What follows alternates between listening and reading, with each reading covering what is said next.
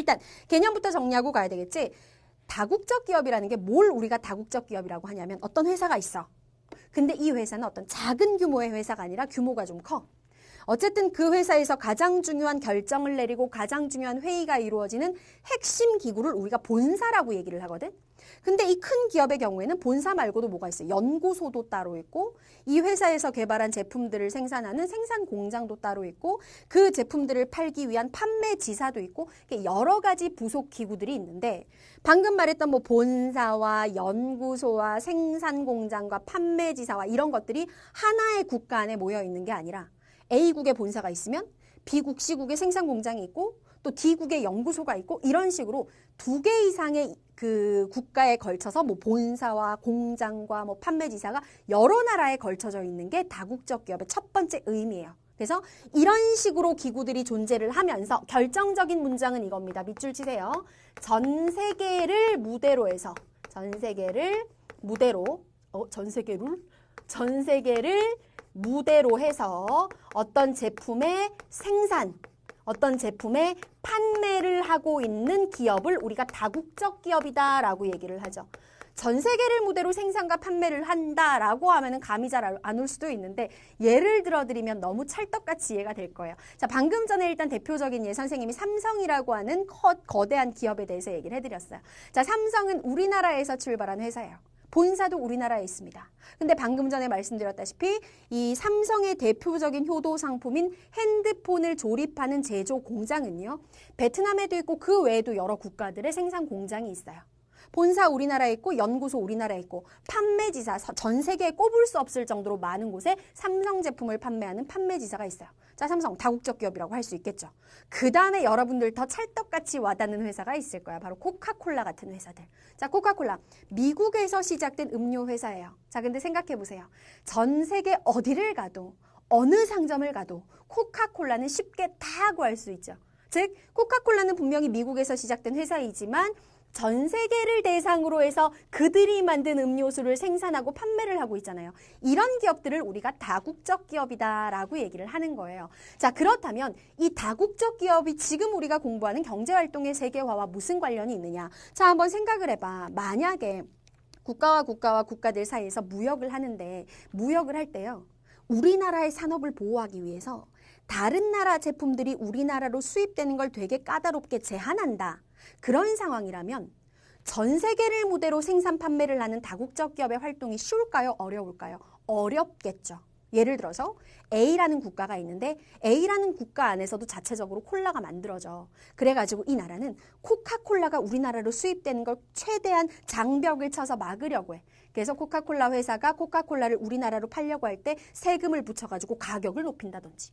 아니면 A국으로 코카콜라가 들어올 때 우리나라는 식품의 안전성을 검증하는 기구가 있는데 니네 코카콜라가 여기서 성분 검사에서 반드시 몇 점 이상을 받아서 통과해야 우리는 너네 코카콜라를 수입해 줄 수 있어. 이런 식으로 제도나 절차를 까다롭게 만든다든지 이렇게 자기 산업을 보호하기 위한 까다로운 조치들을 내세우면 코카콜라라고 하는 다국적 기업은 전 세계를 무대로 콜라를 생산하고 판매하기가 굉장히 어려워질 거 아니에요. 그렇죠? 근데 오늘날의 분위기는 그렇지 않다는 거야. 반대로 돌아간다라고 하는 거야. 그러니까 국가들이 무역을 함에 있어서 다른 나라 물건을 수입할 때 뭔가 수입이 어려워지게 까다로운 제한 조치를 내리는 걸 없애기 위한 국제기구가 탄생했어요.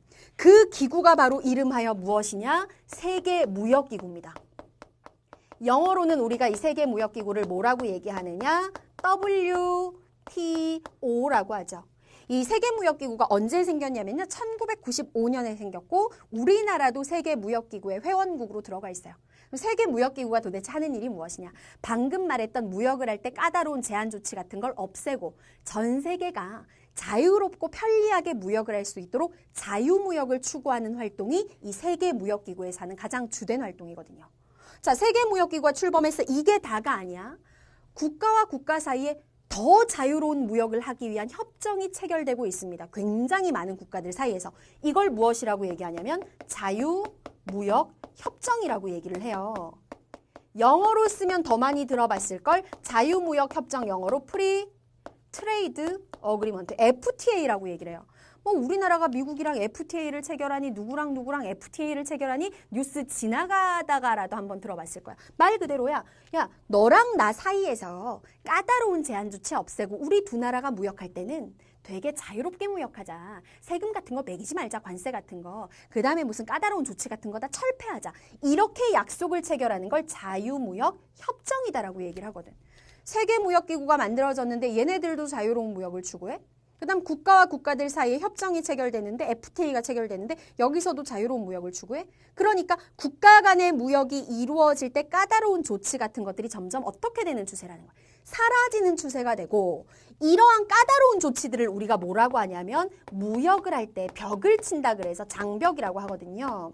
외국에서 수입되는 상품에 세금을 부과한다든지 외국에서 수입되는 제품의 안전성 검사 절차를 까다롭게 한다든지 이 모든 걸 무역 장벽이라고 하는데 이런 것들 덕분에 무역 장벽은 점점 낮아지기 시작했고 그래서 자유롭게 상품을 생산 판매하기 좋은 시대적인 조건이 되었고 그러다 보니까 다국적 기업의 수는 날이 갈수록 증가를 하게 되었다. 이게 오늘날 경제활동의 세계화에서 나타나는 가장 대표적인 특징인 거야. 좀 이따 이제 다국적 기업에 대해서 더 자세하게 공부를 할 텐데요. 최근에 다국적 기업에 어떤 변화가 생기고 있냐면 이들이 주로 진출하는 분야가 굉장히 많이 확대되고 있어요. 예전에는 주로 상품, 그러니까 공장에서 제조한 제조품을 전 세계에서 파는 다국적 기업이 초기에는 되게 많았거든. 아까 말했잖아. 삼성이 TV를 만들고 핸드폰을 만들고 해서 전 세계에서 팔아요. 공장에서 만든 제조품을 전 세계에 파는 거잖아요. 코카콜라도 마찬가지야. 그러니까 먹는 거라는 차이는 있지만 어쨌든 공장에서 찍어낸 콜라를 전 세계를 무대로 생산 판매를 하는 거잖아요. 그러니까 초기에 대표적인 다국적 기업들은요. 공장에서 찍어낸 제조품을 전 세계에서 파는 회사들이 가장 많았어요.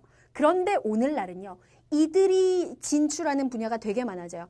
지난 시간에 우리 뭐 배웠었지? 곡물 메이저라고 불리는 다국적 농업기업 배웠었잖아.